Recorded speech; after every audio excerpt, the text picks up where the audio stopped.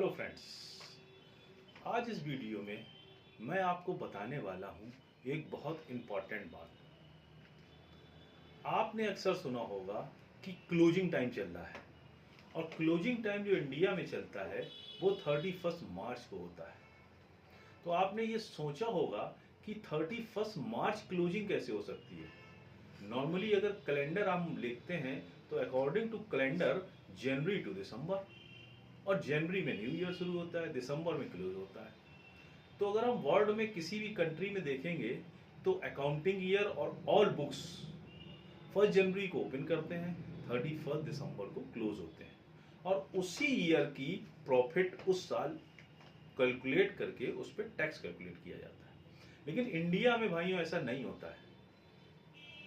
आपको पता होना चाहिए कि इंडिया में जो फाइनेंशियल ईयर होता है, फाइनेंशियल ईयर का मतलब जिस ईयर की बुक्स और अकाउंट्स हम रिकॉर्ड करते हैं, जिस ईयर की प्रॉफिट कैलकुलेट करके उस पर टैक्स हमको देना है, इट्स कॉल्ड फाइनेंशियल ईयर।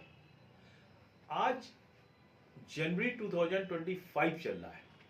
जनवरी 2025 का मतलब हो गया कि जो हम किस फाइनेंशियल ईयर की बात कर रहे हैं, हम उस फाइनेंशियल ईयर की बात कर रहे हैं जो 1 अप्रैल 2024 में स्टार्ट हुआ और 31 मार्च 2025 में कंप्लीट होगा। It's a financial year. ये तो अकाउंटिंग लैंग्वेज है, फाइनेंशियल ईयर। लेकिन अगर हम इसी को टैक्स के टर्म में एक्सप्लेन करें तो फाइनेंशियल ईयर वो ईयर है जिस ईयर की प्रॉफिट को हमको कैलकुलेट करना है, और असेसमेंट ईयर नेक्स्ट ईयर होता है जिस ईयर हम उस प्रॉफिट को कैलकुलेट कर रहे हैं। क्योंकि हम 1 अप्रैल 2024 से लेके 31 मार्च 2025 तक की प्रॉफिट को अप्रैल 2025 में कैलकुलेट करेंगे।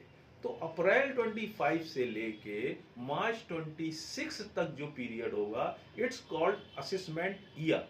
मींस हम एसेस कर रहे हैं उस इनकम को जिस इनकम को हमने लास्ट ईयर अर्न किया है।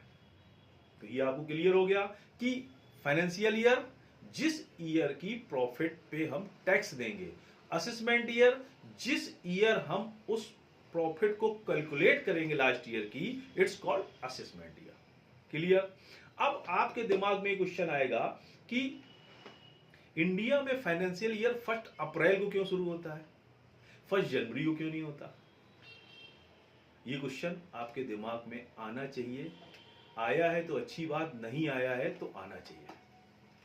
एक्चुअली इंडियन कैलेंडर अगर हम उठा के देखते हैं, जिसको हम हिंदू कैलेंडर भी कहते हैं, वहां पे जो फर्स्ट मंथ होता है वो चैत का महीना होता है, और चैत के महीना वो है अप्रैल में शुरू होता है। इंडियन मैथोलॉजी के अकॉर्डिंग जो 12 महीने होते हैं वो पहला चैत, बैसाख, ज्येष्ठ, आषाढ़, सावन, भादों, कुंवार, कार्तिक, अगहन, पूस, माघ और फाल्गुन। फाल्गुन का महीना तो आपको याद रहता होगा क्योंकि वहां पे होली होती है। होली वाला month is the last month of the Hindu calendar. तो हिंदू कैलेंडर के हिसाब से हम अगर देखें तो चैत का महीना फर्स्ट मंथ होता है। तो कैलेंडर में जो हिंदू से हम अगर कंपेयर करेंगे तो अप्रैल आएगा जिस समय चैत का महीना चल रहा होगा इंडिया में। तो जितने बिजनेसमैन हैं वो नॉर्मली हिंदू ही हैं, व्यापारी होते थे पहले, तो वो अपने बुक्स अपने कैलेंडर यानी हिंदू कैलेंडर के अकॉर्डिंग मेंटेन करते थे, जो तब से लेके आज तक वैसे ही कर रहे हैं। गवर्नमेंट ने बहुत सारे चेंजेस किए लेकिन अभी तक इसमें कोई चेंज नहीं किया, नहीं चेंज करने की कोई पहल अभी आई है सामने। तो हमारा जो फाइनेंशियल ईयर है वो 1 अप्रैल 2024 होगा और 31 मार्च 2025 पे कट ऑफ यानी एंड होगा। ये तो आपको क्लियर हो गया। अब मैं बताना जा रहा हूं कि ये जो फाइनेंशियल ईयर और असेसमेंट ईयर होता है, इसका कंफ्यूजन क्लियर।